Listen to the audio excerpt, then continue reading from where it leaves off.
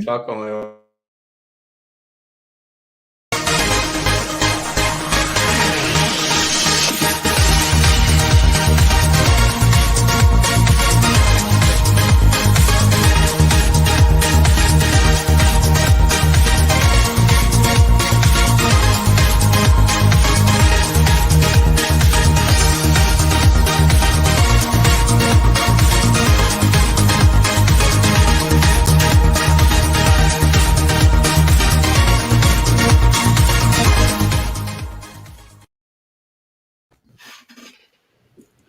The jam, dude. Dun, dun, dun, dun, dun, dun, dun, dun, dun, dun, dun, dun.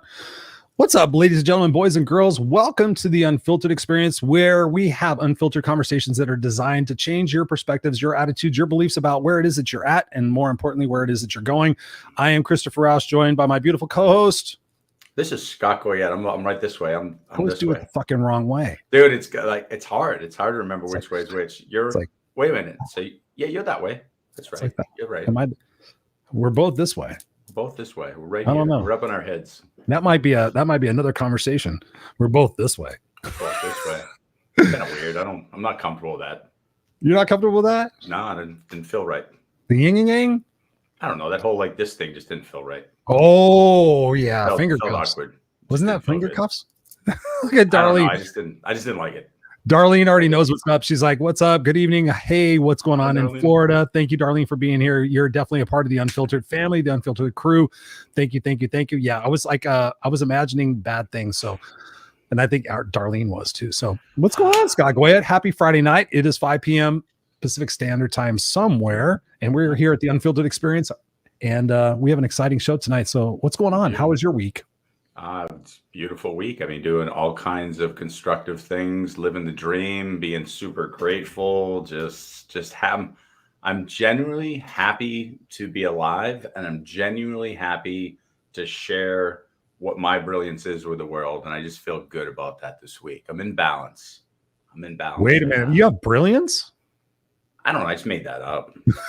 Felt right. You do. I mean, you do. You definitely have brilliance. It felt right to say it. That's not a joke. You do have brilliance. I just want to make sure you own that shit. Okay, I'll take it. Do you own that shit? You're brilliant. I mean, you seriously are. You have changed me, dude. So I don't know if you know that or not, but the Go Love Now, I'm wearing it right now. Oh, by the way, ladies and gentlemen, let's see if we're wearing our bracelets this week. Damn it! It's like I just went to get a beer with you're killing me. Oh, hold on a second. Okay, because I'm very irresponsible with this. So there's my Believe bracelet. I'm bringing my bracelets. I'm putting them right here so that I don't even have my own. I don't have anybody's on. I have a weird thing with jewelry. So this is what I do. If I go out, let's talk about this. If I go out, I'll put. So I have a thing. If I'm going out to like a festival or someplace that I think that I should have Believe or my thing, I'll put it on. If I'm going to a business meeting, I'll put in the Rolex. If I'm going to another meeting, I have different things, but they sit next to my clothes. By the time I come in here, I'm stripped down. Like I used to always have earrings, all kinds of stuff, and now I'm like earrings. Oh yeah, dude. Oh yeah. Let me see those ears. Yeah, there's still little holes in those. Yeah, some big ears for some earrings, bro. I've got my 3. I still got my 3. I'm like a pirate. Can you see them on camera? I don't even think you can see them anymore. I don't know. I can't see anyway, dude. I'm 50. I need reading glasses. I can't see anything. I just see a big blur. There's some dude with a hat and a bandana and some guy waving his hands next to him. That's all I get. We got some people in the house already. Darlene is in the house. Thank you so much for being here. Part of the Unfiltered crew. Definitely. We got Margaret in the house. She says, hey, what's up? Hi, Chris and Scott. What's going on? Thank you, Margaret, for being here. And we got, Darlene says here, make it up as we go. Yeah, just make stuff. We don't even have to make it up. We just have to show up.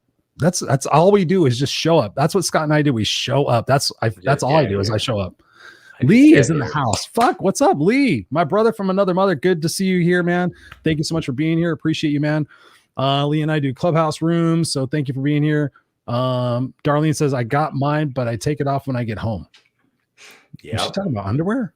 I'm pretty sure we're talking about wristbands still. Wristbands, really? We can go with underwear. I don't know. It's the Unfiltered experience. I don't give a shit. What's up, Andrea? Hello, guys. Hello. We got Jacqueline, the Irish bomb, in the house. What's up, Jacqueline? Thank you so much for being here. And oh my God, we have Shira's in the house. And they're coming. They're going to be on next week. They're going to be on next week. They're going to be our guests next week. That's awesome. I predict that show is going to be an amazing show. You That's my predict that? prediction. I'm pretty good at predictions too. You are. Yeah. I think it's going to be an amazing conversation. Yeah. October 22nd, guys, put it in your, I think it's October 22nd. I'm just fucking, before I spew that shit out. And speaking of glasses, I predict that somebody sings part of the Brady Bunch theme on that show. I also predict that you're going to sing it right now. Yeah. October 22nd. You're going to sing it right now. Go ahead. There's a story, a man named Brady. We were living. I don't even remember the whole thing, but I think that's how it's gonna roll, dude. Oh, I was gonna do the Partridge Family after that, but if you're not even fucking do. Dude, Danny Partridge, love those guys. Keith Partridge, man. I had an infatuation with how he feathered his hair. I swear to God, I was a little boy, and I'd watch him. I'm like, dude, I'm not even making a joke about this, Scott. I don't even know if you know this. I'd have my mom feather my hair, and I would go to sleep with my hair perfect, like laid down. So when I woke up, my hair would still be feathered. That's not a joke. Okay, if my mom is on right now, she's going to have the inverse thought of this. My mom used to wake me up in the morning early, and she'd do this. She had this special brush, and my hair feathered real easily, and I was long.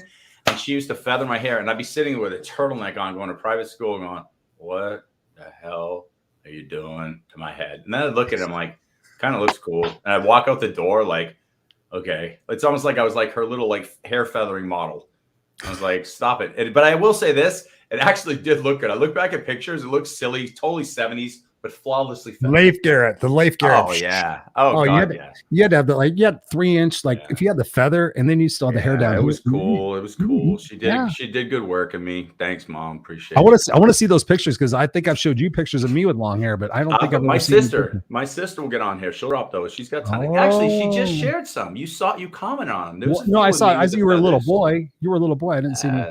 There's some feathered hair. I'll get you some teenage ones where I'm trying to be cool intentionally. Okay. Speaking of trying to be cool intentionally, actually has nothing to do with that. But today, Chris and I are always talking about what are some ways that we can work through our trauma? What are some ways we can do the reflective work to become even more amazing individuals? And there's a lot of ways. There's many ways. One of the ways that Chris and I have been talking about is plant medicine. We've had some guests talking about plant medicine. We've also explored other hallucinogens. One of the things I've been starting to explore and look into more deeply is ketamine therapy.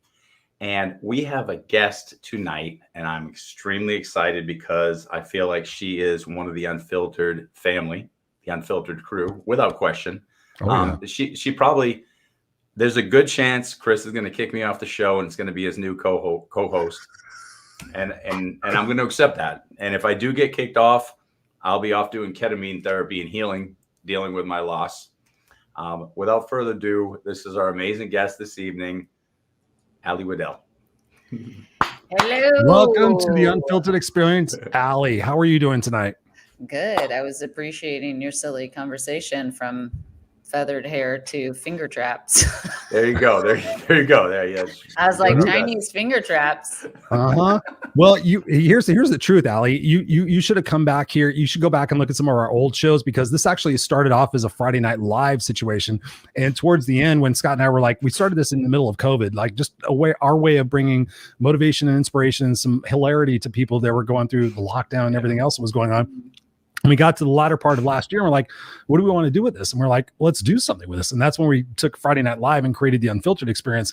But towards the latter part of last year, we were just like doing Friday Night Lives. Like I was doing it from my balcony or whatever. We were having drinks. It was like, just fuck it. We're just showing up at a bar. Let's just have a good time.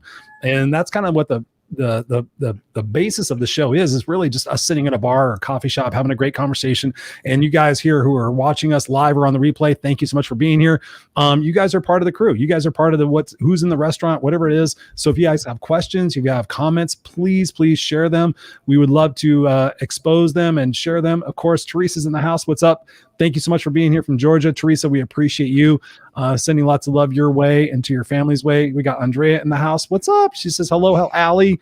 Hello. So yes. We got Lee's in the house talking about Leif Garrett because I know he probably feathered his hair as well. I'm pretty sure about that. So we're excited for this conversation, and you already alluded to it. Ketamine therapy. We've been talking about different plant-based modalities. We've been talking about acid. We've been talking about mushrooms. I personally explored with Cambo, which is the Amazonian tree frog poison. I did that a couple of years ago. So this will be a great conversation for us tonight. So if you guys are watching this, please take notes. And of course, as always, when we give you the information later on in the show, connect with Allie directly. So Scott, kick us off in the conversation tonight, because I know that you are going to be personally invested in this conversation. So yeah, I diverge the mic to you. Thank you. Yeah. So Allie, her partner Ken, and I have been talking about ways that we can help the collective to do reflective work. And what I mean by reflective work is do the deep work and start to manage trauma. Ketamine is one way. Mushrooms are one way. Talk therapy is one way. Taking coaching classes with us or others is one way. What I want people to start doing is awakening and checking in with the different modalities that might serve them so they get off autopilot. We talk about this all the time. We've got our head down and we're going and we're going and going. We keep saying, I'm okay. I'm not like them. I'm fine. Everything's going okay. That's not the reality. Literally all of us are about to just be a train wreck. We're like, you see it. We're watching people who are, there's a lot of mental issues going on. A lot of people just losing it. There's divisiveness, and all these things are happening because we've been on autopilot and we can't take it anymore. There's overload of information. And today we want to talk about one methodology that maybe we can back up and take a close look at ourselves and start healing. And again, this is one way, and I think it's an interesting way. And in fact, Allie will tell you, I'm going to try this method myself because I'm a big fan of not just preaching things, but I practice what I preach. And anything that you'll learn about me is I've probably tried everything because I've probably tried everything. And here's my thought. If you're suffering or if you want to try, a different methodology to heal, I don't want to just throw trashy advice at you and say you should or shouldn't do that. I want to say, here's my experience. Maybe this will be your experience. So Allie, let's start talking about what ketamine therapy is. Talk about, specifically, what ketamine is in relation to, other medicines, plant medicines, or pathways for us to seek healing. And then I want to really dive in, because you and I had this conversation the other day. Who are the people? What's that perfect person that you're seeing the best results with? Who's really benefiting from this therapy? Yeah, well, there's so many ways to start, but I think the base knowledge for most people is just what is ketamine. So ketamine is an anesthesia. It has a very fascinating backstory. It was actually developed during Vietnam. So prior to Vietnam, the main anesthesia was morphine. But what they found is on battlefronts, they were hitting guys with morphine and they were actually ODing them because they were already injured. They're losing blood. And then opioids slow down your breath rate, slow down your blood pressure, and they would basically just die on the battlefield. And so they needed to come up with an anesthesia that would not have those two respiratory and heart effects. So they came up with ketamine. And so they used to call it the buddy drug. And so it's been used. It's the world's most widely used anesthesia. It's on the World Health Organization's must-have medications for every country in the planet. A lot of people have heard of it. I get a lot, oh, that's a horse tranquilizer. Or didn't they use that for my dog? And they do. They use it in vet offices a lot because it's the anesthesia that you can use where you don't have to intubate or put a breathing tube in. So imagine that's a lot easier on Fluffy than like having to put a breathing tube, in a gorilla or whatever animal you're going to use.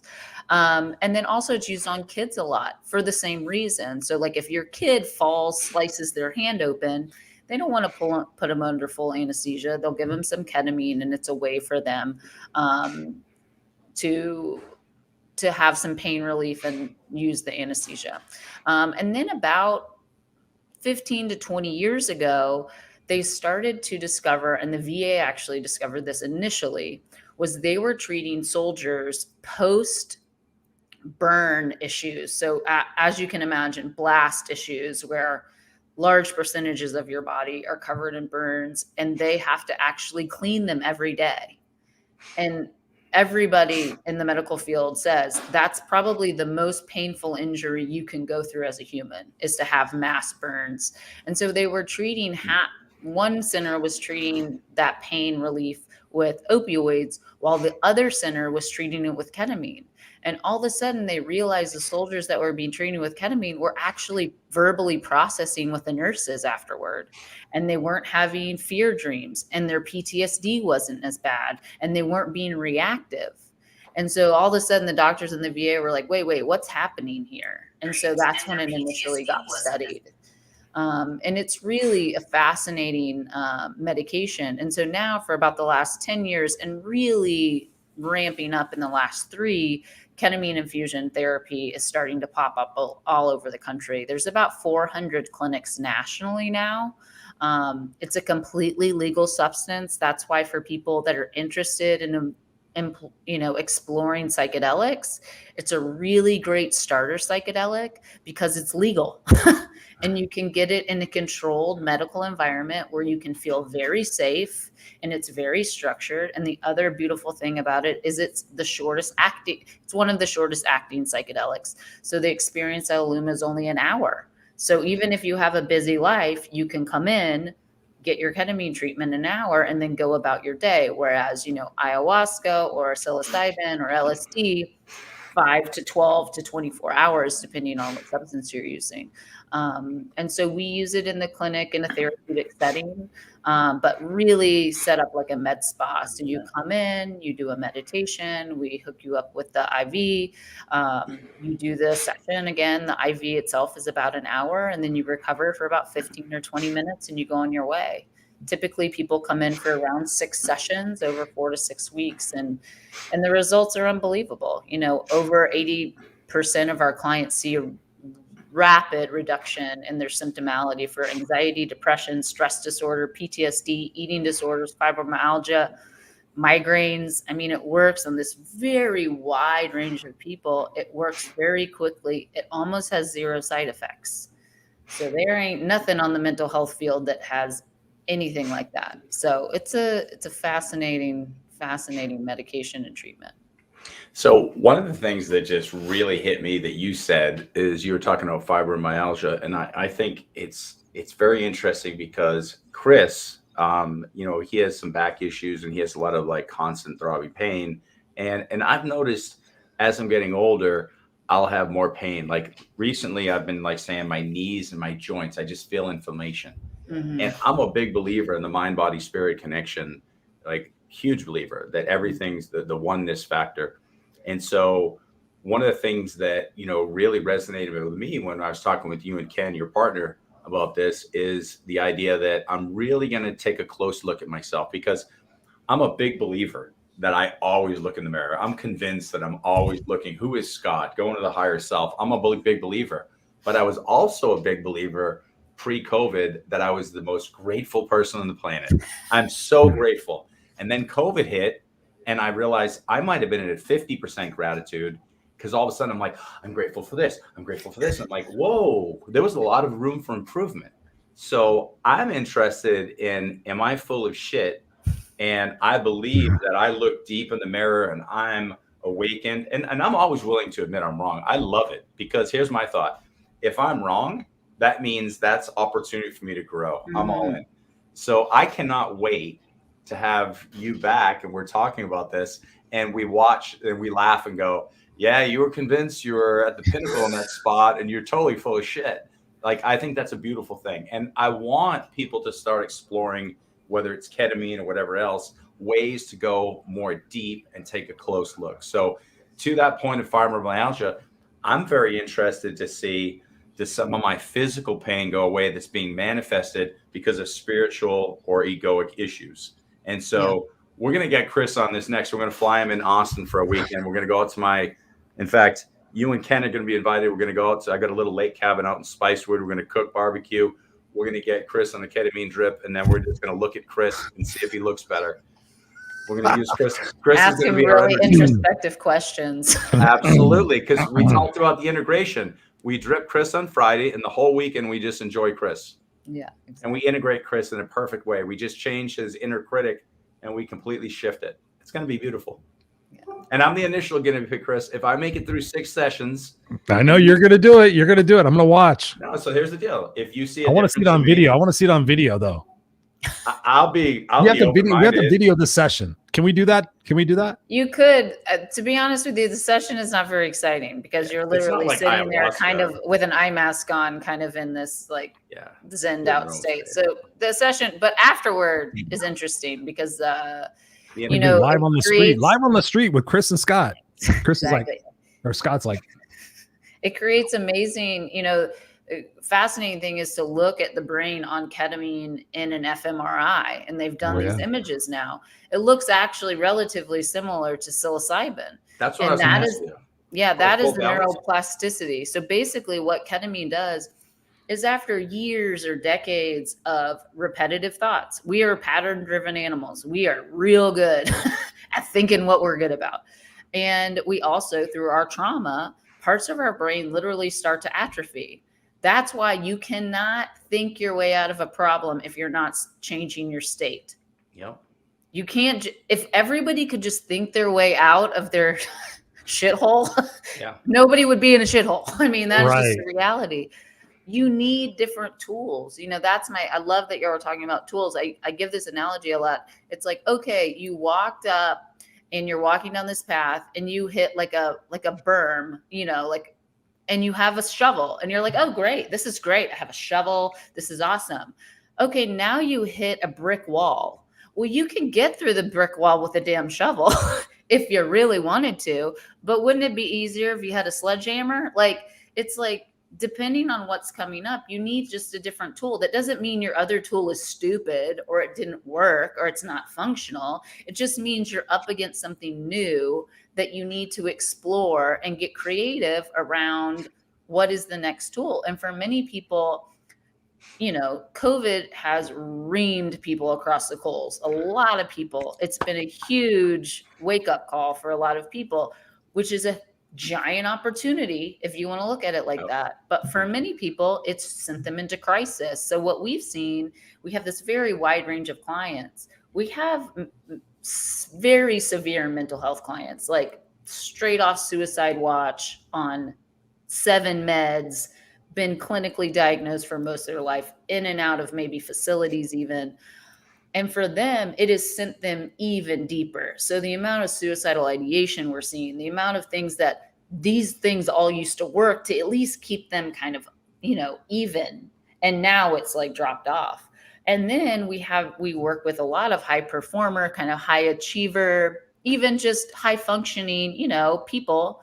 But COVID has kicked their asses too, you know? And so people who have never struggled because God forbid you admit there's something wrong with you, or like what I like Scott to say, you're just delusional, you know, that whole thing. I mean, the amount of life coaches that I've talked to that say, I don't need to do ketamine. There's nothing wrong with me. I'm like, well, hopefully I was a breath of don't hire that person. I'll sign up. Yeah. So whatever. It's just really interesting to see how things affect different people, and that we have found a tool that works for such a wide range of people, you know. Okay. So I got to ask you the question. Just straight out the bat. What has been your experience with the therapy, and why did you get involved with it in the first place? Yeah. I'll go through our backstory first, and then I'll end with kind of my personal experience. So I have a bipolar father who was an addict growing up. My mom left when I was 13, even though I had a relationship with her. She moved to the other side of the country. I have for me, significant trauma. I'm really big on not comparing trauma. Big T trauma doesn't matter to little T trauma. Your trauma is your trauma. You get to own it. It's impacting you. Right. And so I coped in a lot of unhealthy ways. I was the happy kid. I was never allowed to be sad because everybody else in my family was angry. They were always fighting. And so I thought that my role in life was to be happy, chipper, do well, super sunshine girl. And I played that role beautifully. You know, it fits with my personality. I'm an uber extrovert. And so it really worked until it didn't, because what I was told through that lesson was bad feelings are not okay. It's not okay to be sad. It's definitely not okay to be angry. It's not okay to be ashamed. And so I just trash compacted that and just thought, and then used every unhealthy coping mechanism you could to pretend like I wasn't feeling those things. So I ate my feelings and I became bulimic. I drank my feelings and was a big party girl, maybe not, you know, classified as an addict, but definitely coped really hard with food and alcohol. I had sex so I didn't have to feel. I fell in love so I didn't have to feel. I checked out on my phone so I didn't have to feel. I watched TV so I didn't have to feel. And that goes well until it doesn't, until you end up on your knees, you know, at some point saying, I can't do this anymore, you know, and that was in my mid 30s. And I landed, and I was in California living a life I hated, thinking that I should love it. And I said, I'm either going to kill and I'd struggled with suicidal ideation in secret for at least 15 years at that point, you know, and raging eating disorder in the wellness industry. Nobody ever knew. My ex-husband didn't know. My family didn't know. I'm a really good liar, you know, number one to myself and number two to other people.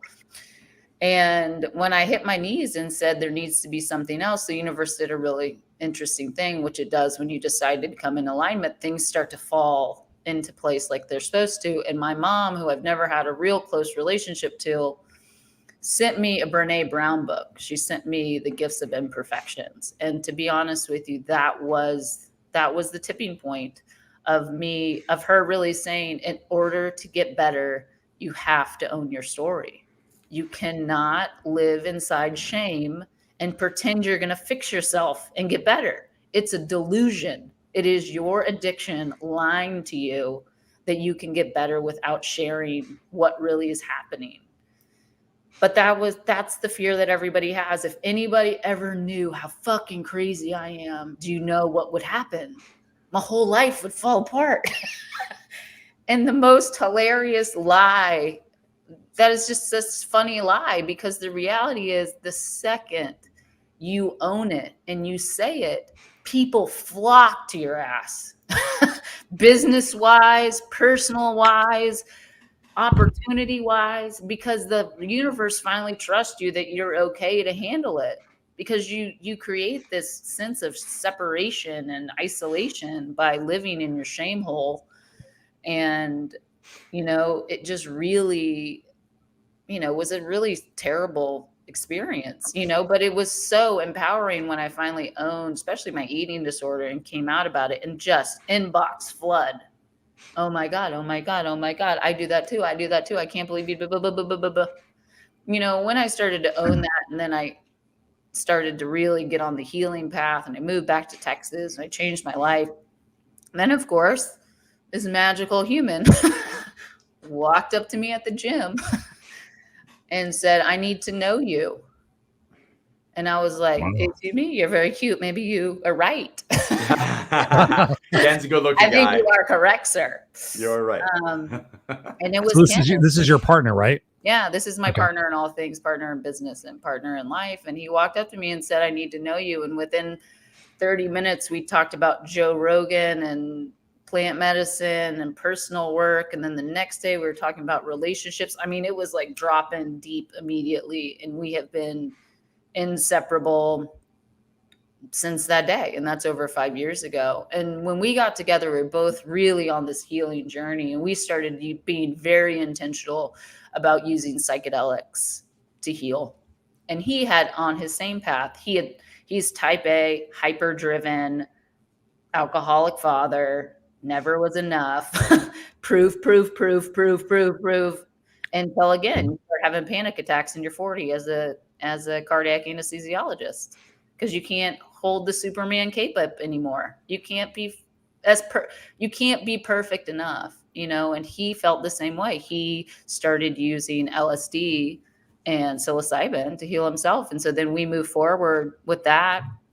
And about 3 years ago, actually this month, the first, it's called ASKP, the American Society of Ketamine Providers. Their first conference was in Austin. And he had started hearing kind of whispers of ketamine through anesthesia, like it's starting to get used, blah, blah, blah.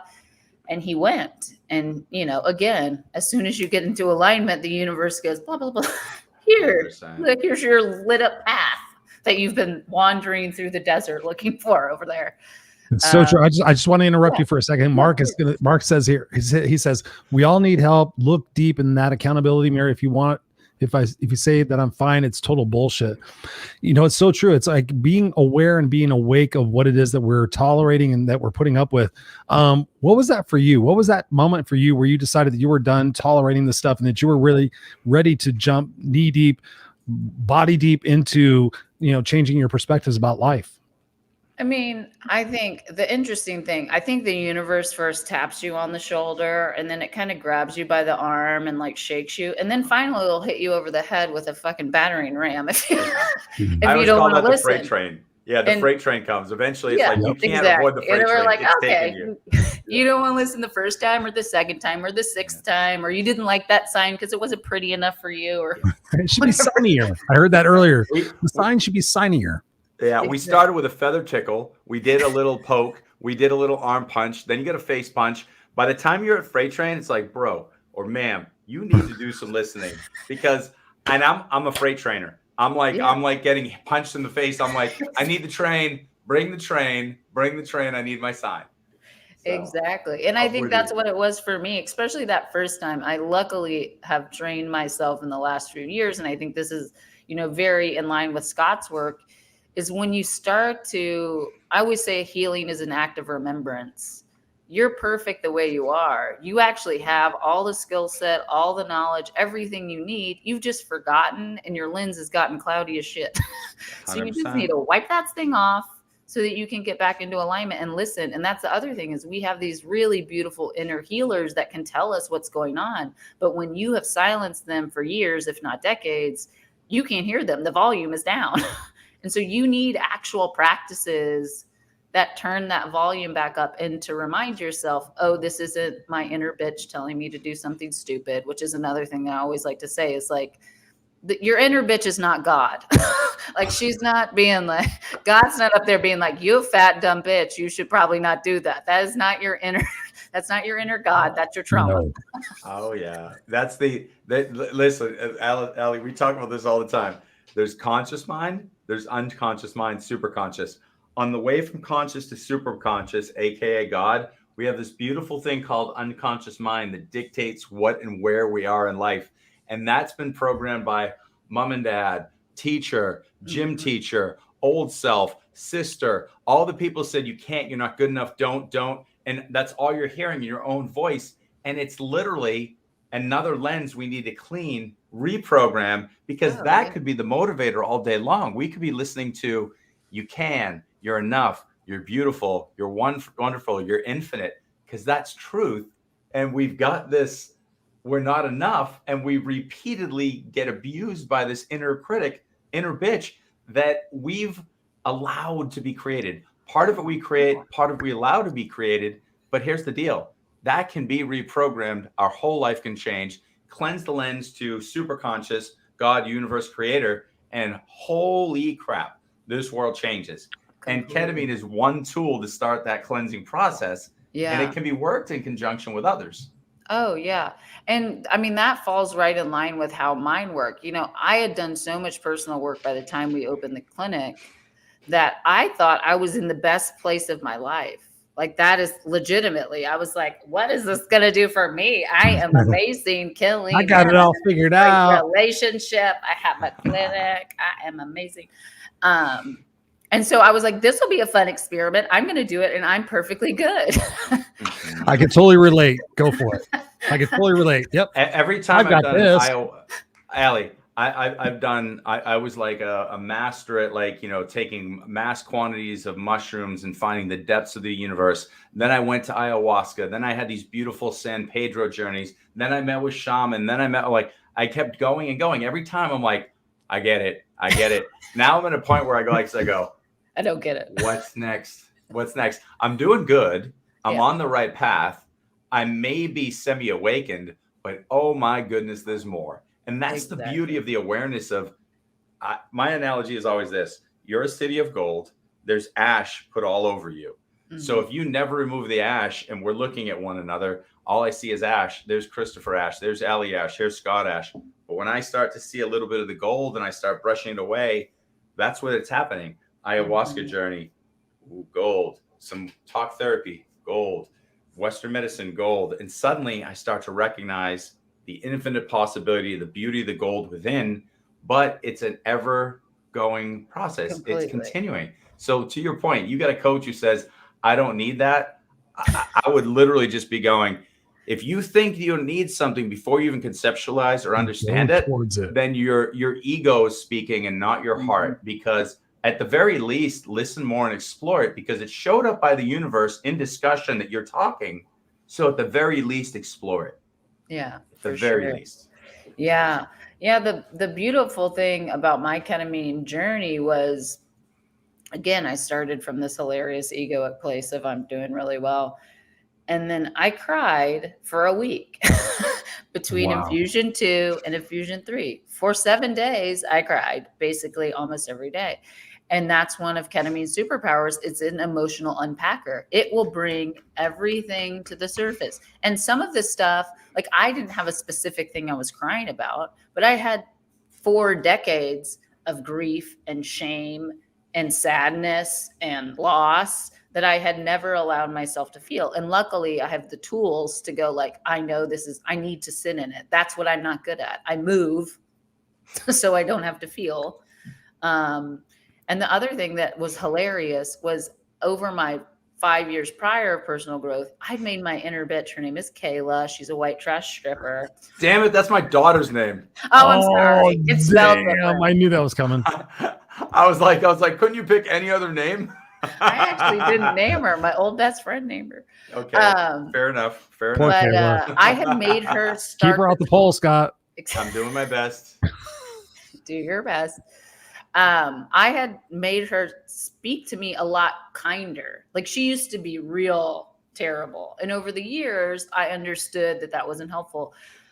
But and so I had thought, oh, I got rid of her. Like she's not really there anymore. And what ketamine really showed me was I had convinced myself that she was my intrinsic motivation, because I was still continuously operating from this place of unworthiness. And that's what was leading me. And I didn't really know that. I really didn't. Like I thought I was showing up because that's what I wanted, but I was showing up because my dad had told me that the worst thing you can ever do was to be lazy, that I'm never going to be enough to compete with all these like insanely hot girls, that, like all of this programming, that's really why I was showing up, and when ketamine silenced her, and it took me almost 8 months to rebuild my intrinsic motivation, because I didn't know how to operate without it. I really did not know how to operate from a place of worthiness and self-love, which is what ketamine gave me. And so for a time period after ketamine, I felt like I lost my edge. I was like, oh, if I'm not operating from this frenzied inside state of anxiety, how am I going to be a go-getter? Mm-hmm. Yeah, I understand that. Yeah, I can't tell you how much I love that. And I can't tell you how many people who are listening or are going to listen in the future need to hear that message, because I'll tell you a story. When I was playing basketball in college, my dream was always to play for Bobby Knight, because I thought it'd be cool because he threw chairs at people. And I thought that was amazing, because I'm like, he cares about us so much. He wants to physically hurt us. So but you know where I'm going with this. Yeah, I'm not hyper competitive that somebody says you can't. Like, this is not a joke, and you guys are going to laugh at this. And so I cannot wait to see what ketamine would do to me in this situation. When I would do triathlons or marathons, before I would start, I would literally say this: if I don't hit a blank time, so whatever, let's just say that at the time I was running 650 miles for a half marathon and running a half marathon. I would say if I don't get 6:45s, then my whole family would be slaughtered and it's my fault. And I would run the race with that belief. And I would go literally crazy. I'd be running by people. My knees are hurting. I would literally drive myself nuts. I would be playing basketball in an actual college basketball game. If I don't hit this shot, my family's going to be slaughtered. That is messed up. Mm-hmm. But that's the way my brain thought. because I thought it had to be this horrific, like if like this happens or this doesn't. And on my own, with the work that I've done, the reflective work I've done now, I just go say, how blessed am I to play? But I'll see that coming out there. Some young kid kind of like screws with me when we're playing at Lifetime, and he says, you know, you can't hang with me. I'm like, bro, you don't know me, buddy. And all of a sudden this voice comes out, and I'm like, I will fucking dominate you. I suddenly start kind of going like this, and I'm like, you know, I don't know if you know who you're talking to. And suddenly, and I'm like, are you serious? I can't wait. I'm serious. I cannot wait to watch that stuff because this is exactly why I want to do this, because I see this. There's lies I've told myself to keep myself in check, and I want to watch that melt away.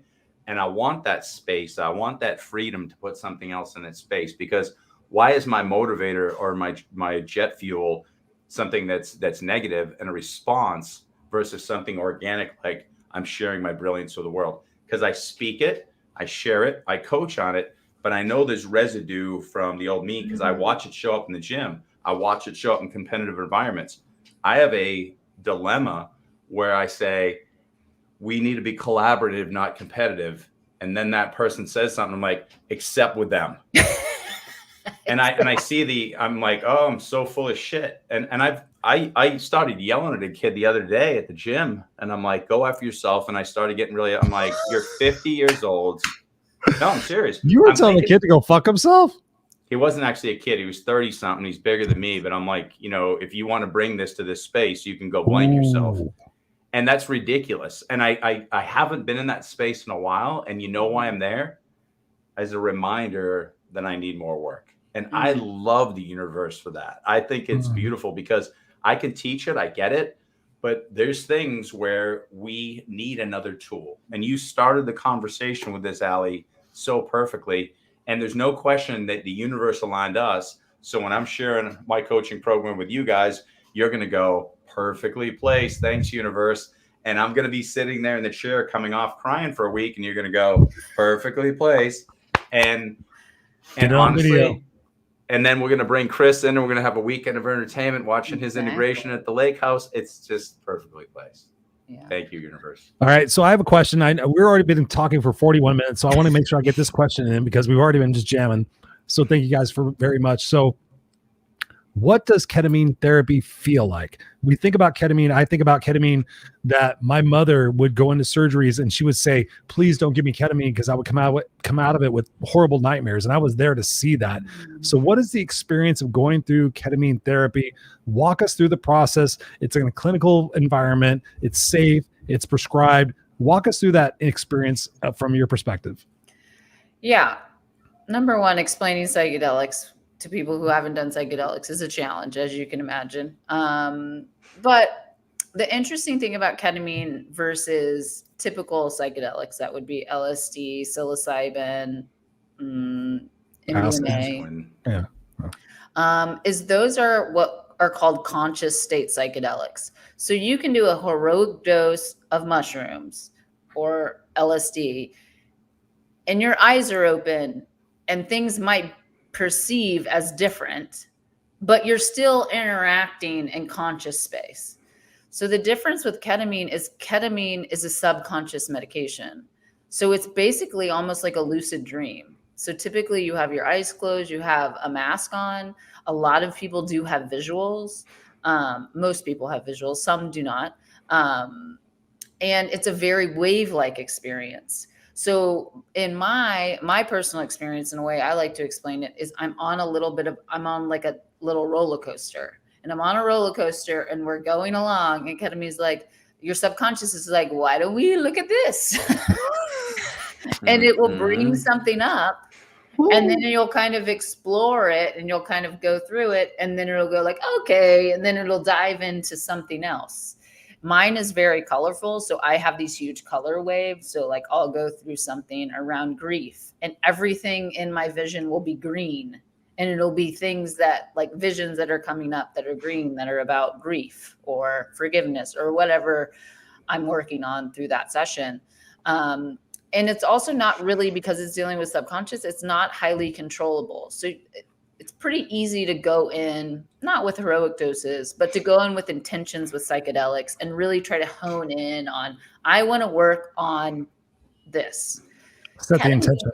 Yeah, ketamine, you can do that, but because it's dealing with your subconscious mind, it's not as pinpointable. So what I like to tell people is to have very large kind of concentrations. So I like to have people start out by naming 3 things you'd like more of in your life and 3 things you'd like to let go of.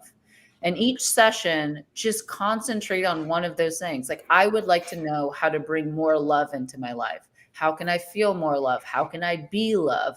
How can I give love? Like, those are the kind of things. And when you're in the session, you're almost like doing a mantra, love, love, love, and things will come up for you to work through.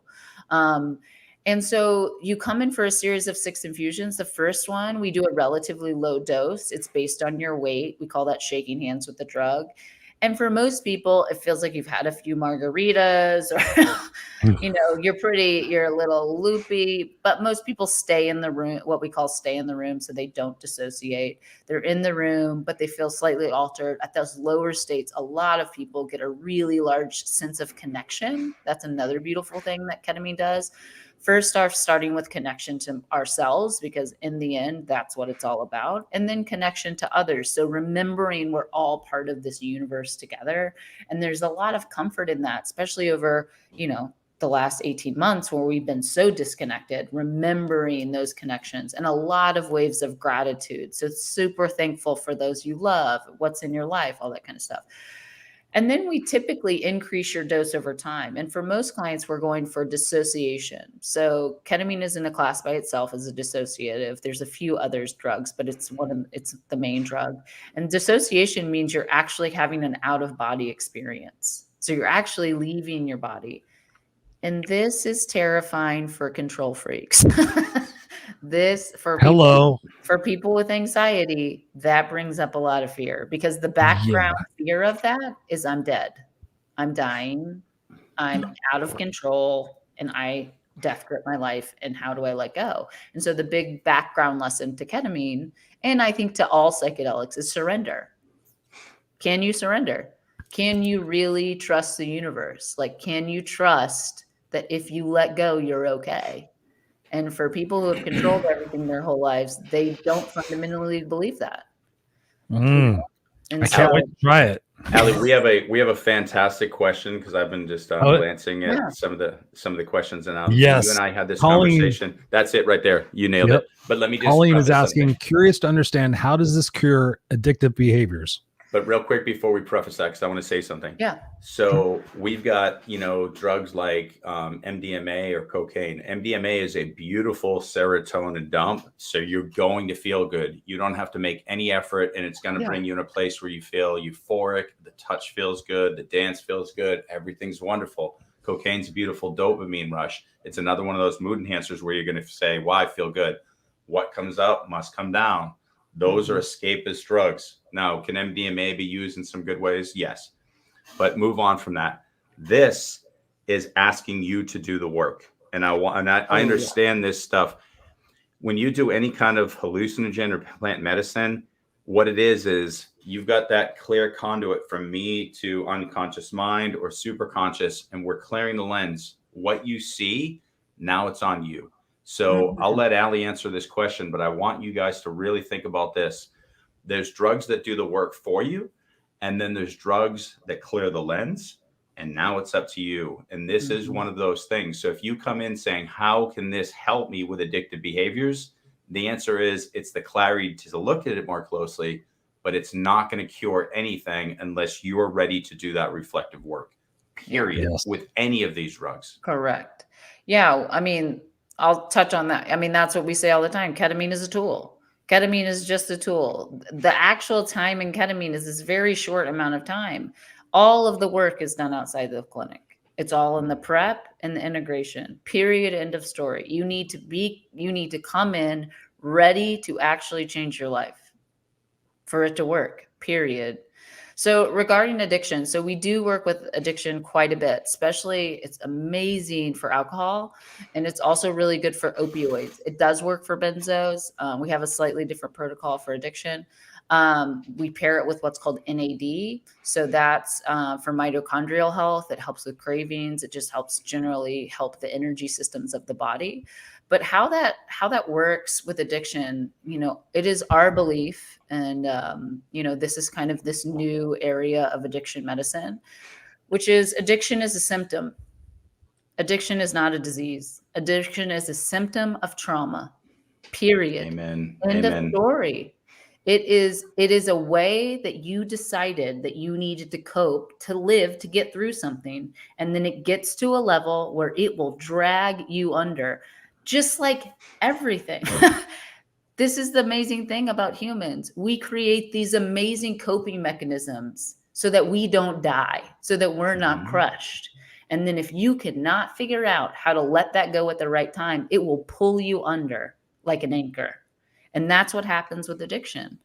And so what ketamine beautifully does is it allows you to deal with root cause trauma.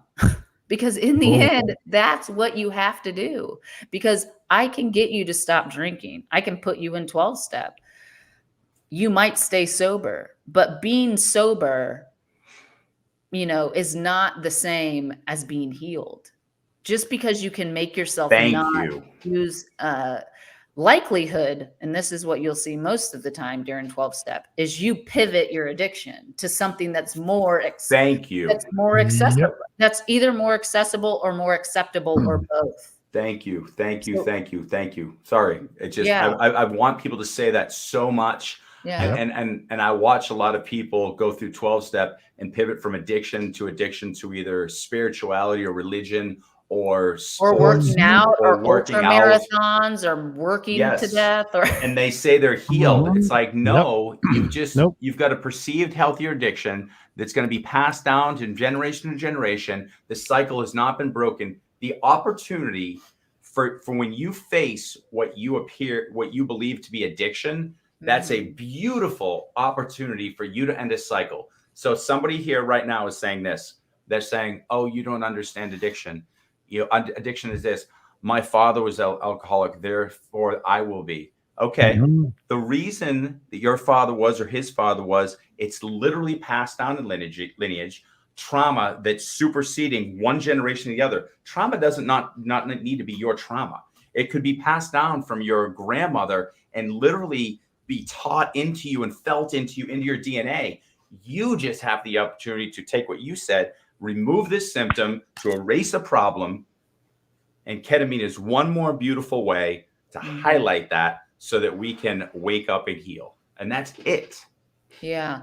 And that's such a beautiful thing on healing in general. People sometimes are like, well, the work feels too hard, or do I really have to show up this much?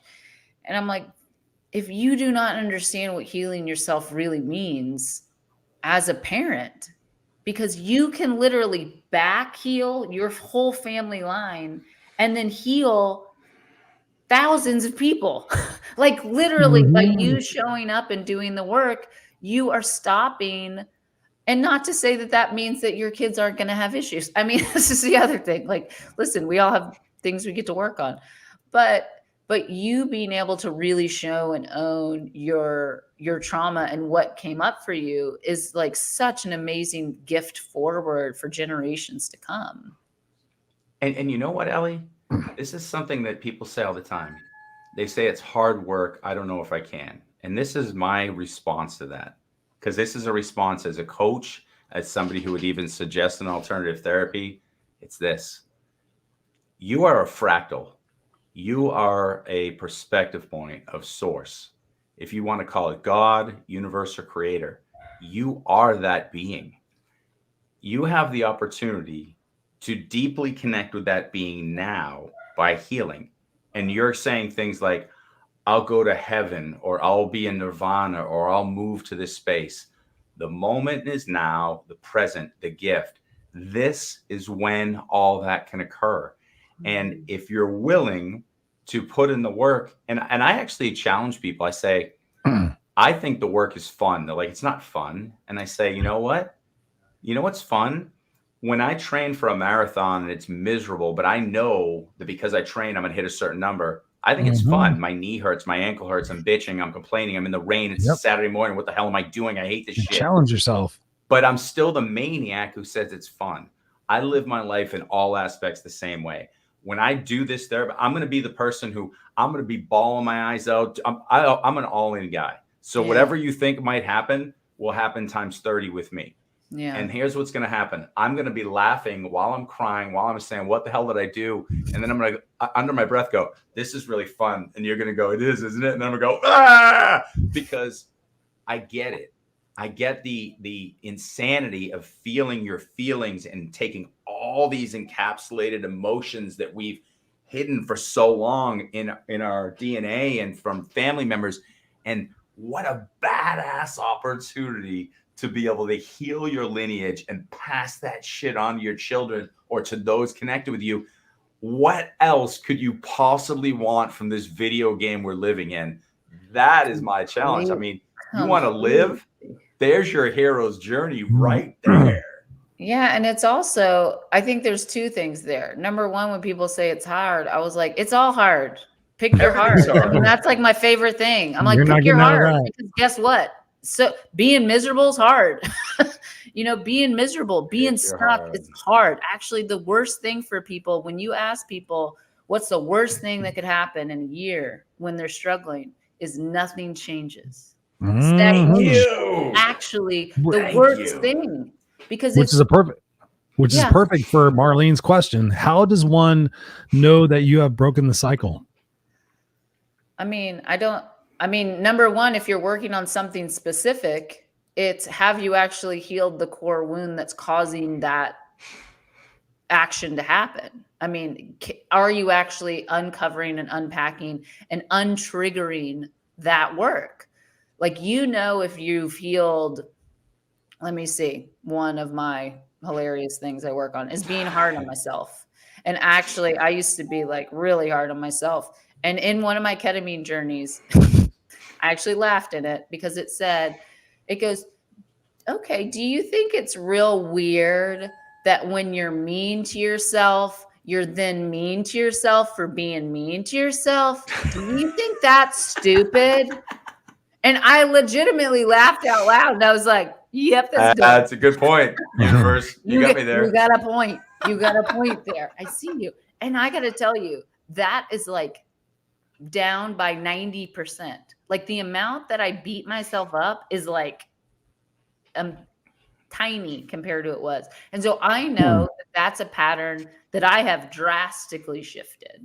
I also used to have FOMO and never be able to sit ever. I know somebody with that. I know somebody with that. Not me. Somebody in my house. I'm just saying. I mean, and now I love being at home and I don't feel like I need to go out and I don't feel like I need to be, party. And I don't feel like I need to be the circus monkey at everything. Like, look at me. I'm so fan, like that used to be me. And I don't feel the need to do that anymore. I understand that 1,000%. I understand that 1,000%. Oh my God. We've been talking for 57 minutes. Literally, we got to like the 40-minute mark. I was like, there's no way we've been talking this long. It's so This has been an amazing conversation. Thank you so much, Allie, for being here. Seriously, we always commit to our crew that we're going to end this in an hour. We would love to have you back and talk about more about this. Of course, we're going to experience Scott's journey. Thank you, Scott. I will participate in that journey maybe some other time, but we definitely have to get that on video as much as we possibly can. Thank you so much for being here, Allie, and sharing your brilliance and sharing your authenticity and your vulnerability in everything that you've shared tonight, because it's important, because we've obviously connected with a lot of people tonight. There's been amazing comments and a lot of breakthroughs with people just understanding the fact that we have to own where it is that we're at in our journey, and we have to decide whether or not we're going to take the next step to be able to heal ourselves. That's why I've always been infatuated with, okay, what am I supposed to do Mother Ayahuasca? Because I know there's things that are trapped within my subconscious that I want to release. So I want to experience that. So thank you so much for being here tonight and sharing this tonight, because we know that we've impacted people. I know that Margaret's inspired, Marlene's inspired, Robert's inspired. So many people are inspired. Where can people continue the conversation with you?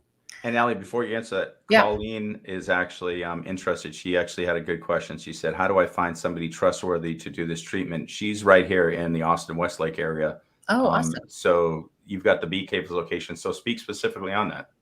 Yeah, so we have 2 clinics locally in Austin. We have one in Central Austin, right near the UT football stadium. And then we have a clinic in Bee Caves inside a wellness spa called Alive and Well. And we're expanding that clinic starting in December. So if you're in Austin, we have 2 local clinics. If you're not in Austin and you're interested in trying to figure out, like, how do I find a clinic? How do I find a trusted practitioner?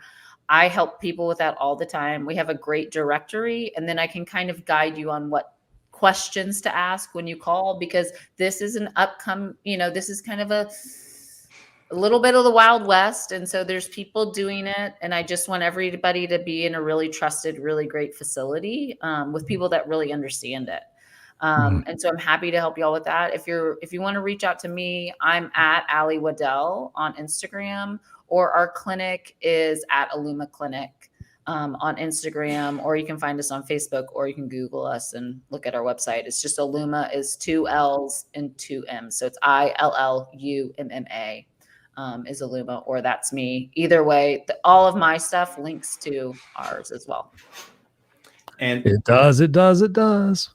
And one thing to add to that too, then I would think it's very important, is on the journey as I'm, diving into this and looking at my own healing, for somebody who on paper, other people be like, you're pretty healed, you got your stuff together, you make sense, you're a good coach, whatever. And the fact that I'm trying to dive in more deep to heal the pieces that I can't quite see yet, I want people to follow. Absolutely. And then the other thing I would definitely be able to do too is compare and contrast this type of therapy with the right person guiding it, whether it's ayahuasca, San Pedro, mescaline, mushrooms, acid. I guess maybe I've done quite a few things in my life, but I can give you a really solid idea. Keep going, Scott. Keep going. I'll tell you right now, I have a rule of thumb. Even in my escapist days, I wouldn't do the things that I didn't know somebody successful had done. So I'd never do heroin. I wouldn't do crystal meth, because I don't know many friends who are like, oh, I do meth and heroin all day, who are successful. So I'm like, those are out. And I would do the other things. And when I was in escapist mode, and once I went into intrinsic, how do I heal myself mode, I would be willing to try anything with the right person leading me. You cannot consider ayahuasca or a high dose of mushrooms in the wrong setting or without a person leading you. No. And so bad choices. Bad choices. And Or that's why bad. No. Recording it at your house. Yeah. Does not end well. That's why I love Colleen's question. And I want more of that exact question from people who are here to be in service and say, these are real tools. They're not child's play. They're not drugs. They're tools so that we can grow and not beat ourselves. Like, we don't want to sit here and get high and escape, or at least I don't. I'm 50 years old. Anything that I'm putting in my body at this point, with the exception of a beer, might just be for something just to enjoy at the moment. But if I'm going to put anything else that's anything stronger in any capacity, it's for my own healing and growth, period. Yeah. So, and Chris smoked something just to add to that right there. Cool. Ladies and gentlemen, boys and girls, this has been another experience of the Unfiltered experience. Yes.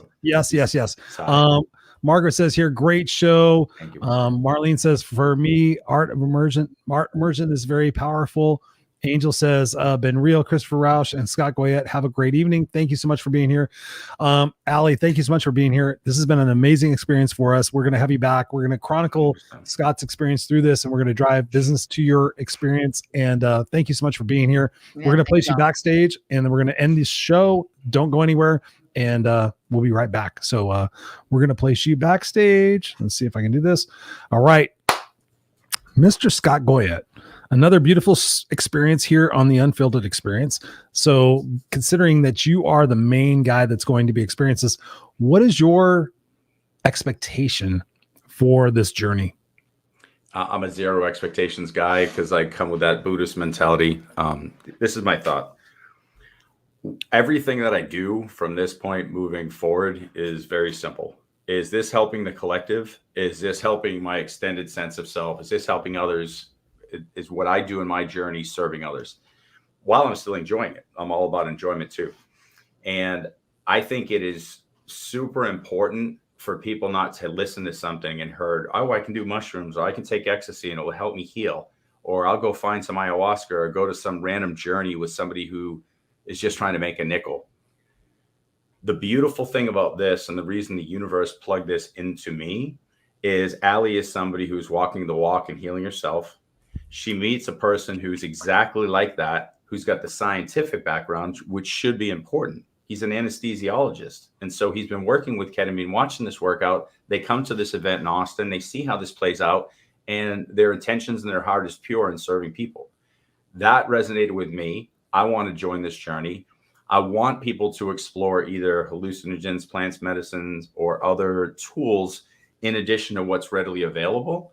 So my expectation is very simple.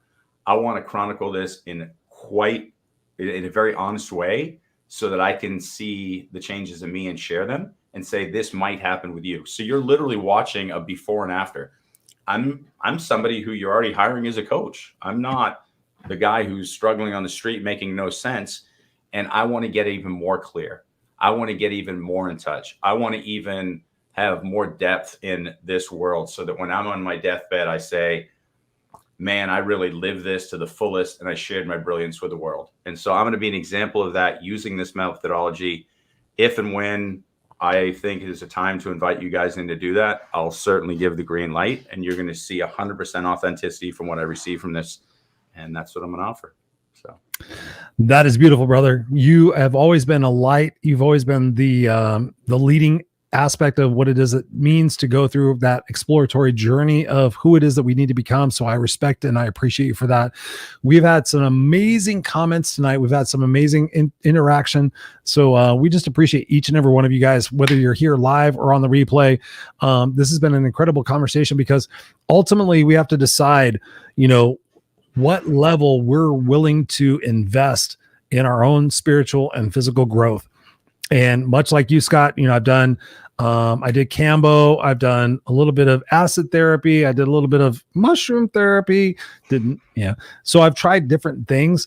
So the more we explore how we can heal ourselves, I think is the major overarching message we're sending tonight. Well, we're not saying go plant-based, all this different stuff. It's like, just go find what works for you, whether it's a book, whether it's a blog, whether it's a video cast, whatever it might be for you, that gets you out of your comfort zone and gets you to invite thinking about your perspective from a different aspect. I mean, that's what we're inviting here. That's what we're thinking about. When I did Cambo, I had a different aspect. When I've done other things, I've had a different aspect. So it's all about opening up our conscious mind to realize that there's more to what's going on than what we really process, and to invite that opportunity to be vulnerable, to be very, very vulnerable. When you think about ketamine, you think about all the different modalities, you're in a vulnerable space, but the opportunity for growth and the opportunity to listen and to learn from what's being said or what's not being said, that's the beauty. And that's the reconnectedness that we can do to get to source, get to enlightenment, get to whatever we want to do. So thank you guys so much for being here. Every single week you're here live or on the replay. We appreciate every single one of you. I just going through the comments. Marlene says, thank you, Christopher. Tom says, no regrets. Marlene says, you rock, Scott. It's just been an amazing conversation tonight. So take this opportunity for yourself and think about what it is. Like Tom says, what are you willing to die for? What are you willing to die for? What do you want to be remembered for? What is your legacy? For me, I want to figure out every aspect, every nugget of what I'm supposed to learn. That's why we look at this plant-based medicine. Like for me, ayahuasca scares the crap out of me, but I know intrinsically, like in my brain, like I know I need to do that because I know I need to go through that journey to figure out what it is that I want to work through in this lifetime. So we invite each and every one of you guys to do that every single week here on the Unfiltered Experience. Almost said something different. So we love and appreciate you guys. We're going to be here next week. We have a beautiful pair of people coming up. Scott, talk to us about next week's guests. Oh yeah. We got two beautiful women, Shira and, oh my God, am I blanking? Okay, Carrie. Can't do this. Carrie, thank you. Sorry, Carrie. Punch me in the face later. I'm a bad man. So yeah, they're awesome. And that conversation is going to be beautiful because they're both brilliant. They've got their own podcast. They do a lot of what we do, and their attitude and their brilliance and everything they bring to the table is wonderful. And they talk about oneness, and they talk about how do you find yourself, and all the same stuff we're talking about. And what I love is from a feminine perspective, a slightly different perspective. And it might sound very similar, but it's one more perspective and point of view. And we can't wait for you guys to listen to them too. We will see you next week, Friday night, 5 p.m., 7 p.m. Central Time, 8 p.m. Eastern Standard Time. We'll see you guys here on the Unfiltered Experience. We love you guys. Go out there and have an awesome weekend. Go out there, be the change you bitch about, and we will see you here next week. Peace. Love you, superstar.